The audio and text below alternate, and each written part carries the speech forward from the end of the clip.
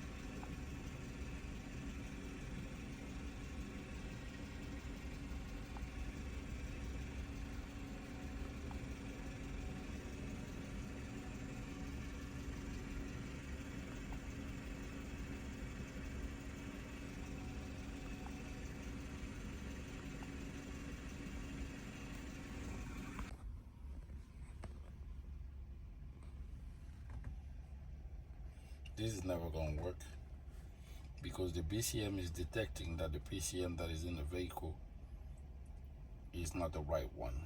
It's not a key problem. So we just gotta have a one-to-one clone for this to work, okay? So I just reinstalled the original PCM back again. You remember earlier we had codes about loss of communication with the BCM. from 3 different modules, and it seemed like the BCM was shot. But the BCM was not the problem, because when I put the donor BCM, everything was working fine.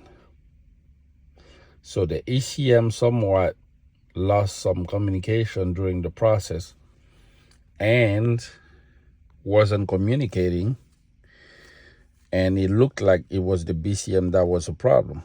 Matter of fact, when I would switch the ignition on, it would take some time before the dash comes on.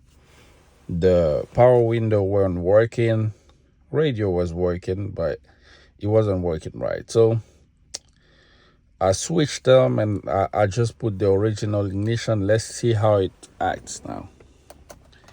He gave me the wrong PCM.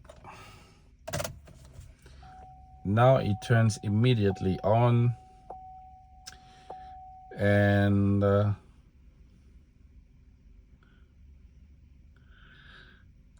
the security light is off. Let me try starting. That was the same case earlier, but the car wouldn't start. So the car starts again. So the thing to retain here is if you do this by OBD, more than likely you can have some loss of communication, or you may just need to reset everything. Not only the PCM, because I tried that. You can disconnect the battery and then put it back on, and everything should start again, because earlier it was acting like the PCM was never something. It was acting like the car was never going to start. Let me try power window, and it works again. Everything works again. It wasn't working earlier. Right after reading flash and EEPROM, it wasn't working. Okay, so I told my friend that he needed to have the same service number for us to be able to do a one-to-one clone. When I looked at the service number, they were both different. So I told him, this is not going to work. From my experience, you need to get the same ECM, same service number. He told me, oh, the dealership told me it's the same. So I was like, okay, let's try.